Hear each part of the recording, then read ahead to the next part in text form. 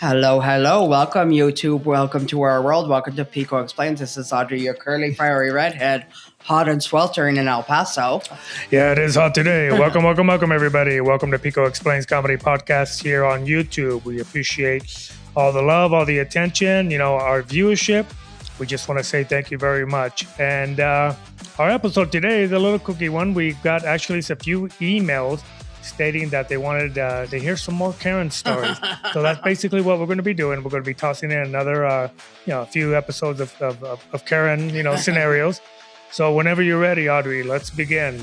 Okay, well, I had to look up because I'm like, you hear different versions. You got Karen, which is the female. Right. And what is the male Karen? I would think it's like Bob or George or something. You know what I mean? I don't know. You're going back too far in the generations. You know what I mean? I mean, that's what I would say. Randy or something. Randy. I don't know. The go-to is Kyle. Kyle. For the older Karens, our generation. Okay. Or Chad for the young ones. Chad, yeah. C-H-A-D. Yeah. But we're going to go with Kyle's because Kyle and Karen goes together. I like George better. Yeah, I know you do, but Karen and Kyle go together. All right, but this first Karen story occurred in 2021. 2021. Okay, so after all the COVID and all that fiasco. Right. Okay, but this female Karen by herself, and it's not just women who do this, it's men too, but still. Mm-hmm. Okay. This one was like Karen. She went to her local Chevron. Okay. And for those of us, most of us have self-serve gas pumps where you pump your own gas. Right. But she always got the cheapest option for the gas. Okay.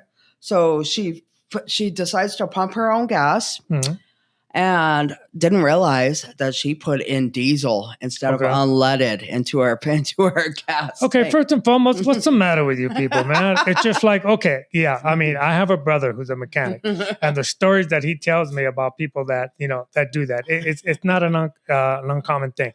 A lot of people do it, but listen, when you park your car, there's these buttons, to the left side of you or to the right, if whatever side you're make you push. And there's these little words on there that say diesel. You know what I mean? Like, they make you double push the button which gas you're getting, so you can't blame it on them. Yeah, and then the thing is with that too. On top of that, mind you, let's just say for scenario purposes here, you can't read. Okay. But, you could tell the colors.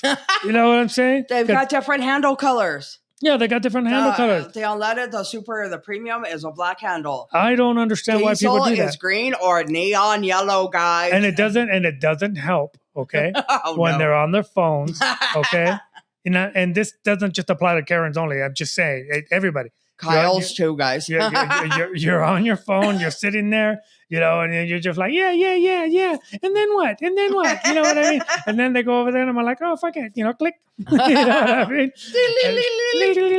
And we're like, you have chosen unleaded. Or you have chosen diesel. Absolutely. Please continue. I'm sorry.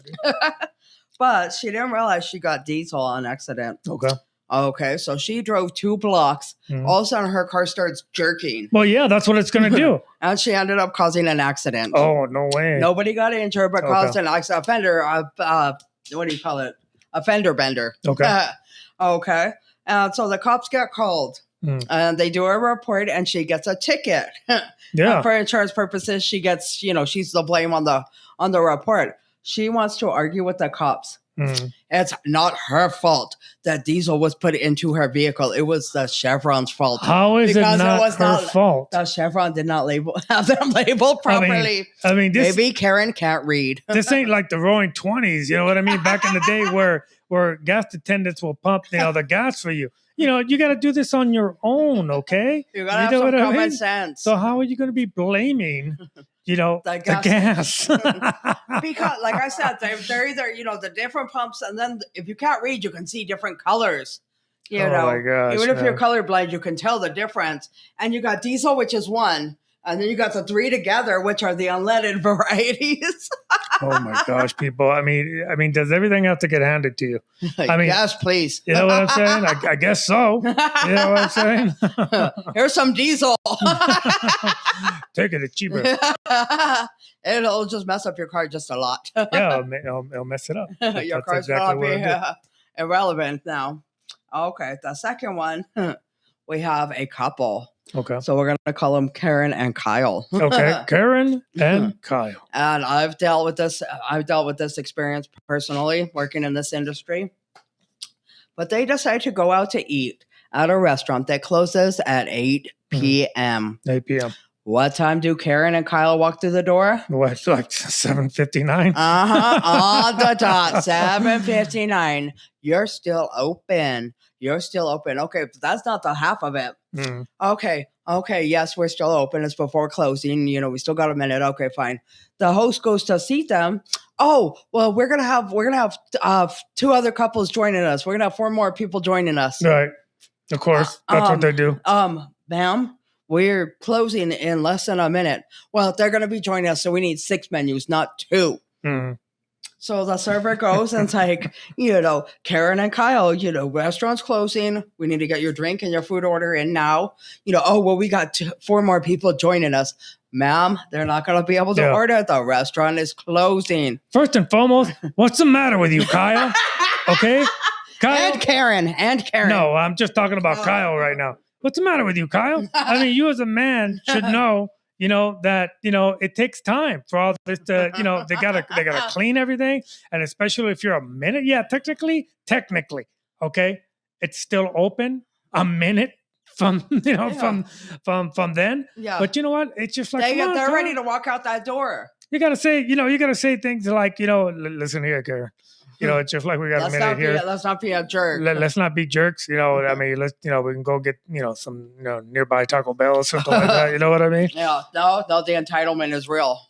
Wow, man. And I've been in that situation. Right. In your line of work in the past, yes. And I love it when it's those types of people. And then it's like, oh, give us a few more minutes. Okay. So now it's 5 minutes after closing. Right. And they still haven't ordered. They want to look at the menu. Understandable. And then you come to take the order. Oh, I'll get the well done, ribeye, the big fat one.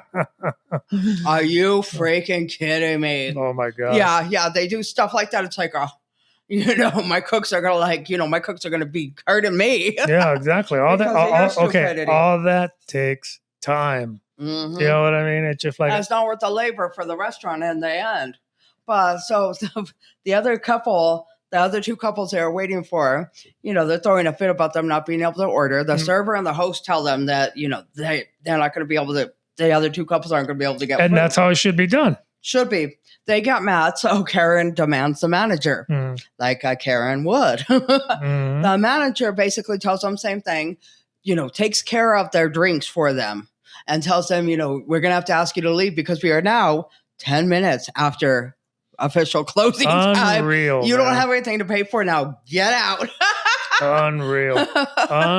And I've seen it too myself as well. Not just, I've never been in the serving business or restaurant business or anything like that. But, just, being there, like for my previous occupations, if I'm doing some overnight work or something like that, and, they come in and they start throwing fits and everything like that. And exactly the same thing. They'll ask for something outrageous that takes like, an hour to make? Yeah. And then, you do that. You order a well-done ribeye. If we make it for you, they're going to send it back. Yeah. They're going to send it back and want a new one. They're not going to want the same one. No. You got to get a new one. Oh, my God. That's just ridiculous. That's how they do it. They look for something to complain about. These are the things that make me mad. Okay. Okay, Kyle, calm down. No. We would not be together if either of us. First and foremost, if I was a Kyle, I would have called myself something, more, Latino based, maybe like, Alejandro. You know what I mean? Or Fernando. See how I roll my tongue, people? You know what I'm saying? Like that. Cause that's, do you know who I am? I'm Fernando. I am Alexandros. I am Zorro. I am Zorro. That actually kind of works. Yeah. All right. The next one we have is a restaurant one again. Okay, the next one. This is at a sandwich shop. Sandwich shop. Okay. So there were 3 Karens. Okay, 3. Oh, man. You barely handle one. Now you got 3. Now you got 3. 3 female Karens bullying a fellow customer at the sandwich shop. Okay, the customer, you went and got their sandwich, and the 3 Karens accused her of stealing their food. And how? Exactly. I guess they both ordered it. It was put up on the counter. She took her order, and the 3 Karens, you're stealing our food. That's our food. We pay for it. Blah, blah, blah. Right. Throwing a big tantrum. And while they're throwing a tantrum and making threats, one of the Karens calls the police. On speakerphone. She stole our food, blah, blah, blah, blah, kind of. Speakerphone. That's going to change the outcome of, that situation. Scenario, exactly. Yeah, right off the bat. So the police end up coming. Mm-hmm. They look at receipts. They review the camera footage. The one customer that's getting bullied by the 3 Karens did in fact pay for that sandwich, and it was her order. So the store and the manager ended up banning the 3 Karens that threw a big tantrum. And you should. And you should. Rightfully so. That's what you get, stupid Karens. Oh my gosh, man. Oh, okay. The last one for the Karens. This is another couple. So we got a Karen and a Kyle. Another Kyle. We'll say a semi-Kyle, because Kyle wasn't really the big scenario in this, but it's Karen. Yeah, I mean, yeah, because we don't mess up like that. So they're gonna go shopping at the mall, right? Okay. So Karen gets out and she finds a spot close by while Kyle's driving around looking for a spot to park in. Right. There's a spot that someone pulls out of that's close up to the entrance. So Karen stands in the spot with her arms crossed, saving it for the hubby. I see. Saving it for the hubby. That happens all the time in the malls. Oh, yeah. You ever see people do that? Oh, especially holidays. Yeah, especially holidays. They're like standing. I mean, they even come out with their own little cone and everything like that. You know what I mean? With the little, with their phone or a little flashlight, signaling people that this is her parking. Yeah. You know what I mean? Yeah. Oh my God. I've seen that so many times. I'm just like, yeah, you go, girl. You go over there. Oh my gosh. But she's standing there, and several cars have come by and tried to park there. Mm-hmm. And she stands there with her arms crossed. Do you know who my husband is? Do you know who I am? No, Karen, can you get out of the spot? Yeah, get out of the way, Karen. What the hell's wrong with you? After several customers and throwing tantrums and making a scene, after 10 minutes, one of the drivers ends up going and getting a security guard. Security guard goes out and tells Karen she needs to move. She proceeds to fight and yell and scream with the security guard. Did she beat up the security guard or what? No. This was about a 3-minute argument with the security guard. And then across the parking lot, all of a sudden you hear, Karen, I already parked the car over here, honey. So all that hassle for nothing. My God, man. That ending made me laugh, guys. It made me laugh like I'm all bright red. I mean, I did some crazy stuff like that one time. I mean, okay, here's the scenario real quick, folks. Okay, me and the ex-wife, we were going down to, we were in California at the Ontario Mills. It was a big mall at the time. And it was a holiday, okay? Oh, so, no. You a Kyle? Is he a Kyle or a Zorro? Oh no! Okay. Zorro and Gradina. Oh no! What do we got? Anyway, the holiday seasons, okay, and you know how people when if you're coming the opposite, the car will put the signal light on, letting people know that they're going to turn in that spot. You know what I mean? They're waiting for that car to back out, right? Yeah. So anyway, they're doing that. And then the car just came out in a way where it blocked the car that wanted to go in there initially, like backing out. Okay. You know what I'm saying? Backed in front of them. There was plenty of room for me to go in. You know what I mean? So I went in. You know what I mean? I was just like, I drove in. I just sat there. And, my ex-wife was just getting all oh my God, they're going to be, upset, You're being a Kyle. You're being a Kyle. And I said, for some reason, I couldn't look my head up. I was just pretending I was looking at my phone. And I was telling my ex-wife, I said, hey, you know what? Yeah, tell me if they're gone. She goes, no, they're still staring at you. And I'm all like, it's okay. They'll end up leaving. You know what I mean? And sure enough, I think after a good 5 minutes, I guess he was trying to prove his point, but of course I wasn't looking. So, they drove away and I was like, let's go. You know what I mean? Just got out and we just ran off into the entrance of the mall. So I'm not gonna lie to you, I'm not perfect, people. Did you come out and your car's all keyed? No. Wow. I was driving what was I driving? I was driving a 1973 Volkswagen Bug. It was already keyed. Yeah, it was already keyed and dinged up and everything like that. But you know what I'm saying? So, I mean, like I said, I'm not perfect, people. You know what I mean? There's not being perfect and there's being a Kyle. I can relate to that situation. Of you being a Kyle? Yes. All right, guys. But that's our Karen and Kyle episode.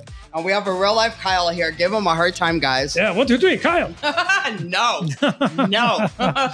All right, folks. Thank you very much for watching our show today on Pico Explains Comedy Podcast. As you guys know, please like, share, comment, and all that helps out, tremendously here on YouTube. And as I always say in the end, folks, please be good to one another, be good to your pets, and we'll see you again. Bye, guys.